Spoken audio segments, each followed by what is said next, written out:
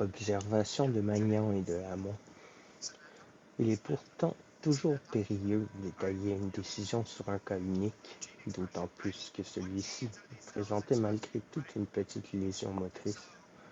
Aussi me suis-je efforcé de rechercher d'autres cas de la dite aphasie motrice transcorticale avec autopsie, et je suis arrivé à un résultat auquel je ne m'attendais pas.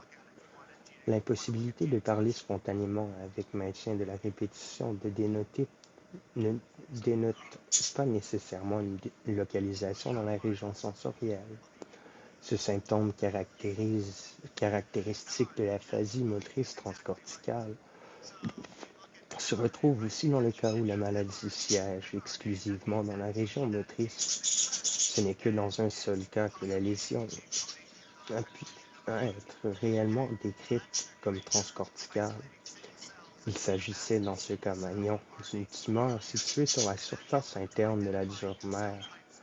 De là, elle pénétrait tel un coin dans l'hémisphère gauche et elle atteignait avec sa pointe la troisième circonvolution frontale et jusqu'au tiers antérieur du bord supérieur de l'insula.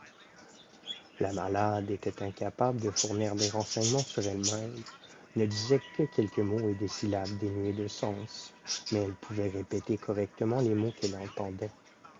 Dans les deux autres cas que j'ai trouvés pourvus du résultat de l'autopsie, la lésion se trouvait dans le cortex moteur lui-même. Bien plus, elle était transcorticale au sens propre de ce mot, qui rend ce mot tellement inapproprié quant à son utilisation dans la théorie de l'aphasie. Dans un cas, elle consistait en une hémorragie recouvrant le centre moteur, dans l'autre, en un fragment d'eau qui s'y trouvait logé. Les deux cas sont dus à Hamon, qui les a exposés de la façon suivante. Cas 1. Hamon se trouvait durant l'été 1857 dans les Rocheuses avec un groupe de soldats et d'ouvriers quand un de ceux-ci, un Mexicain, reçut d'un autre un coup de bâton sur la tempe gauche et s'écroula sans connaissance. Lorsque le blessé revint à lui, il avait complètement perdu la mémoire des mots, mais nullement la capacité d'articuler. Par lui-même, il ne pouvait pas parler, mais quand on lui soufflait les mots, il les répétait sans une seule faute d'articulation, à condition de ne pas lui prononcer trop de mots à la fois. Quand, par exemple, Hamon lui demandait « Como sientes ahora » Comment vas-tu aujourd'hui? Il répétait « Como sien, et fondait en larmes. Le malade mourut le lendemain et on découvrit une échymose de la grandeur d'une pièce d'un demi-dollar sur le bord postéro-latéral du lobe frontal gauche, ainsi qu'une rupture de l'artère méningée moyenne droite. On aura sans doute tendance à considérer l'examen que fit Hamon de ce cas guère exhaustif, car il y ajouta l'observation. Je n'avais alors pas accordé une importance particulière à la blessure du lobe frontal gauche. Il m'a fallu attendre la discussion qui eut lieu à l'Académie de Paris en 1861 pour acquérir la conviction que l'aphasie amnésique de ce cas résultait de cette blessure. Cas 2.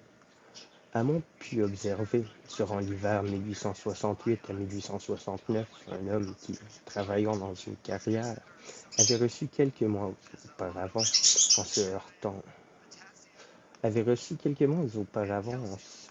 à une machine, un coup sur le côté gauche de la tête. Le malade paraissait intelligent, comprenait tout ce que l'on lui disait et faisait les efforts les plus désespérés pour parler lui-même, mais n'arrivait pas à produire d'autres mots que oui et non. Hamon lui demanda « Êtes-vous né en Prusse? »« Non. »« En Bavière? »« Non. »« En Autriche? »« Non. »« En Suisse? »« Oui. »« Oui. »« Suisse. » Il riait en même temps et agitait la main dans toutes les directions. Hamon supposa que l'accident avait provoqué une fracture de la capsule crânienne interne et qu'un fragment osseux exerçait une pression sur la troisième circonvolution frontale.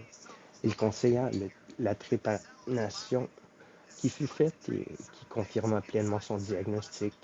Dès que le malade se réveilla de l'anesthésie, il retrouva la parole.